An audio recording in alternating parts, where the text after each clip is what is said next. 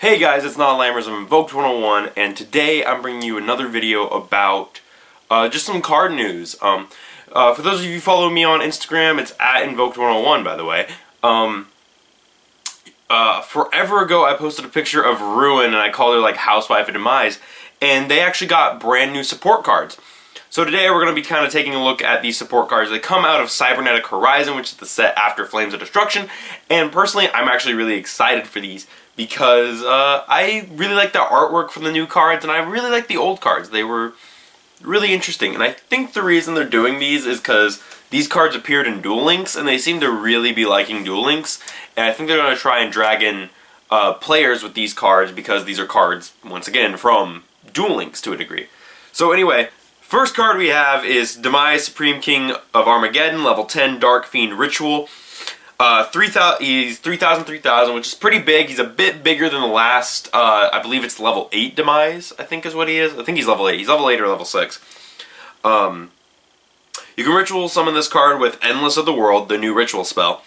This card's name is treated as Demise, King of Armageddon while in the hand or on the field. That's pretty relevant for a couple different reasons with some of the other cards, and I'll explain why in a hot minute. While this ritual summon card is in the monster zone, ritual monsters you control cannot be destroyed by battle. That's pretty cool. If this card was ritual summoned using only ritual monsters, you do not pay life points to activate this card's effect. Once again, I'll talk about that effect when we get to another card. There's another support card for these guys that kind of lead into that effect, and I'll tell you all about it. The last effect is kind of reminiscent of his old effect from the level 8 Demise, which is once per turn you can pay 2,000 life points, destroy as many other cards on the field as possible, and if you do, inflict 200 damage to your opponent for each destroyed card. So I think on the old Demise, you had to flip a coin and call it right. I think that, or maybe I'm thinking of Zork, but either way, he did not have the burn effect. He did have the destroy everything effect, but he didn't have the burn effect. So that's really nice to give him this new little mini burn effect. Kind of turn him into almost a Chaos Emperor Dragon, almost. But yeah, I like that if you ritual summon him using only ritual monsters, you don't have to pay the life points. That's really nice. And also his artwork is really sweet. And is like when we get to the next card, like all of these cards, you'll notice that and this is something I really like, you notice that they all kind of look like old Yu-Gi-Oh cards. Like, you know what I'm talking about when they all look like old artworks? Or the same guy who did the original Demise and Ruin art, definitely the old Ruin artwork. They came back to do this artwork because, holy crap, all this artwork looks like old, but that's not a bad thing. I really like this artwork. So the next card is, of course, Ruin, Graceful Queen of Oblivion, level 10 Light Fairy, 29, 3,000, so a little bit weaker than Demise. You ritual summon this with Endless of the World. This card's name is treated as Ruin, Queen of Oblivion, of course, while in hand or on the field. While this ritual summoned card is in the monster zone, ritual monsters you control cannot be destroyed by card effects. So you put both on field along with some other ritual monsters, and they're just basically invulnerable. If this card is ritual summoned using only ritual monsters, it can make a second attack during each battle phase. That's pretty nice. And then its last effect is, if this card destroys a monster by battle, you can inflict damage to your opponent equal to that destroyed monster's original attack. Now, I don't remember Ruin's effect, but I'm pretty sure the last effect has something to do with her old effect, which I thought about talking about the old ones, but the old ones aren't important. So what's really cool about this is not only did Demise and Ruin get level 10s, but they also got level 4s, which I think is really cool. Anyway, so let's talk about the level 4s real quick. The first one is Demise, Fiend of Armageddon. He's pretty goofy looking. I actually really like him. I really like the way he looks. He has this big old axe thing on his head. I think he looks funny. But I like him. I think he's cool. 1,800, 1,000, so kind of standard level 4 stats. Dark Fiend, ritual summon it with Endless of the World. This card's name is treated as Demise, King of Armageddon while in the hand or the field. That's pretty cool. If this card is ritual summon, destroy face-up monster on the field. That's nice. I really like they included that. That's cool. And number 3, if this card is sent to the graveyard, not from field to grave, just sent in general, you can target a face-up ritual monster you control while that monster is face-up on your field. Your opponent cannot activate cards or effects in response to your ritual monster's effects activation. That's cool. Foolish this guy, dragons ravine him, I don't know. Just send him to the graveyard somehow, and get him down there. Get him in the graveyard. So of course the next one we have is like Little Ruin. I think this is adorable. This is hilarious. I love these two level 4s. Ruin level 4 Light Fairy, Angel of Oblivion, 17 1000, so once again a little weaker. Ritual summon it with Endless of the World. Treat it as Ruin while in the hand or field. If this card is Ritual Summon, activate this effect this turn. This card can make up to 2 attacks on monsters during the battle phase. So that's really cool. She still gets the 2 attacks. If this card is sent to the graveyard, you can target one face-up ritual monster you control while that monster is face-up on your field. When a ritual monster you control declares an attack, your opponent cannot activate cards under effect. So it kind of turns into like an Ancient Gear or an Armades.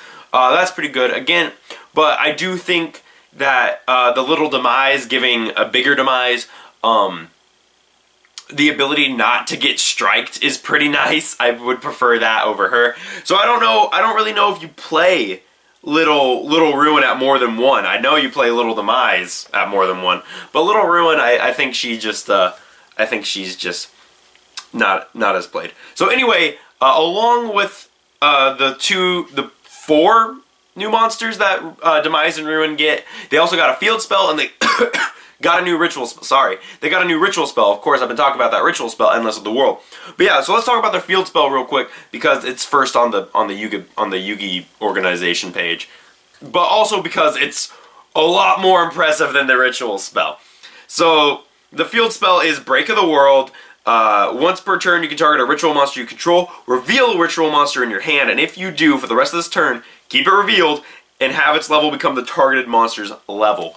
So kind of like how Domain worked, where you would reveal a Monarch in your hand to shrink its level by 2 and make it a 1 tribute monster. This turns the level 10 guys, so say into the level 4 guy. So like you had Little Demise on board, well now I flip over Big Demise and Big Demise becomes a level 4, and that's how you get the, if this card was used, Ritual Summon only, like with the Ritual Monsters only. That is awesome that they gave this card that effect. That is amazing. And so here's the reason that all these guys become Ruin and Oblivion.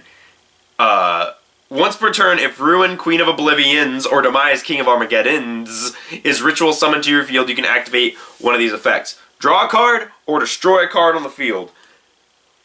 So that's really cool, because like a thing that ritual monsters have is they used all the resources in their hand, so to be able to draw a card to recover that or take advantage away from your opponent is really nice in a ritual deck. I really feel that this field spell is, it's really important to the strategy, but you can also play this deck without the ritual, without the field spell, and I'll tell you why in a little bit, because there's some other guys in this lineup that go in course with the ritual monsters.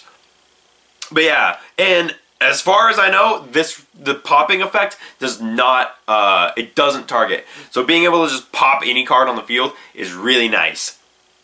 The next card is Endless of the World, the new ritual spell. This card is used to ritual summon Ruin, Queen of Oblivion, or Demise, King of Armageddon, meaning if you run the old ones, you can run pre-prep, but I don't remember the old ones being super great, but who knows, you might run one copy of each just for the pre-prep effect.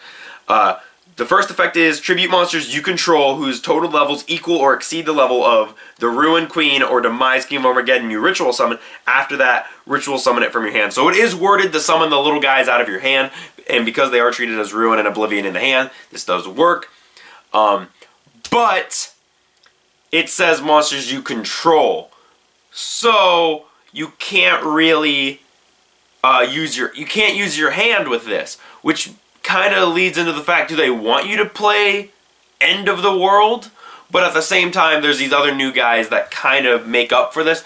But I would also rather play End of the World than, along with like 1 or 2 copies of this, than just playing this by itself, because I feel like this is going to brick more often than not.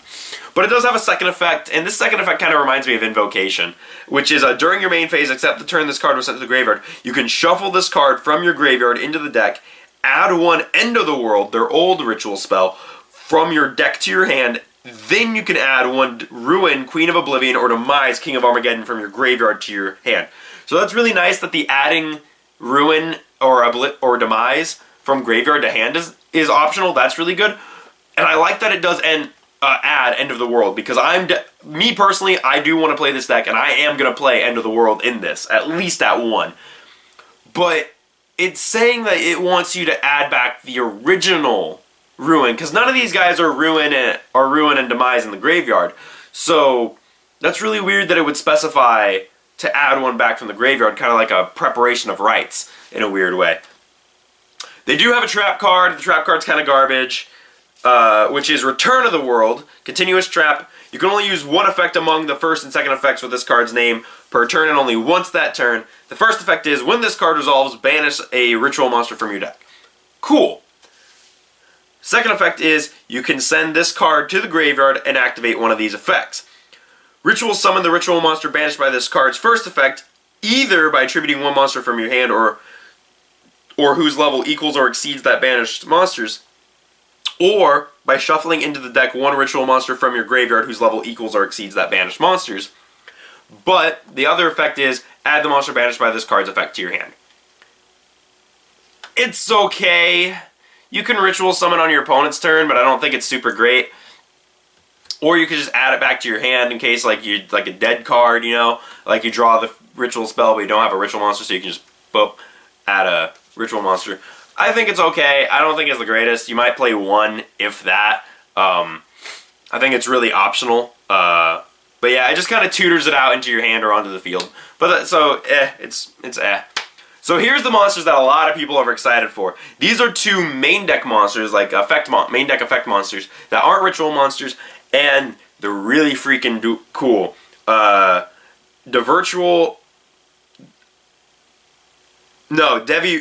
Ritual Talismandra. Sorry, Devi Ritual Talismandra, not Devirtual. You can call it Devirtual if you want. That's personally how I want to say it. But a lot of people call them Devi Rituals. But Devi Ritual Talismandra, level 6 Dark Plant, 0/0, which kind of seems weird out of the blue, but you'll see why this card is really good once I start reading the effects, which is, you can only use one effect among the first and second effects with this card's name per turn, and only once that turn. So hard once per turn on this guy. The first effect is, you can reveal a ritual monster from your hand and special summon this card, special summon both this card from your hand and one Devi Ritual monster, except Talismandra, from your deck. If this card is special summoned from your deck, you can add one ritual monster from your deck to your hand, and 3, you cannot special summon monsters from the extra deck. So it does put a domain lock on you, but the fact that this card just spits itself onto the field by revealing a ritual monster onto the field and then summons another guy out of the deck, really freaking good. It's a level 6 body, and you're thinking, oh, Nod, well, how will I ever actually ritual summon with this level 6? All these guys are in. What other monster can I summon out of the deck? I'm about to tell you. That's how. So the next one is a level 4 Light Pyro, Devi Ritual Candle. It's level 4, 0/0. You can only use the first and second effects with this card's name once per turn, only once that turn. You can reveal a ritual spell from your hand, special summon this card from your hand, and one Devi Ritual monster, except Candle, from your deck. That's how you do it. You summon one of them, you get the other one. So it's kind of like, so as long as you open one of them with the corresponding summoning way to do it, the corresponding reveal card, you can put them on board. 2, if this card is special summoned from the deck, add a ritual spell card from your deck to your hand. 3, you cannot special summon monsters from the extra deck. I like this deck. I think that these guys are going to go places. My one worry is that in the TCG, either Big Demise and Big Ruin are going to be secret rares, and those guys are definitely. I see them as 2 ofs, while the little guys are 3 ofs. At least Little Demise is a 3 of. That's how I see them.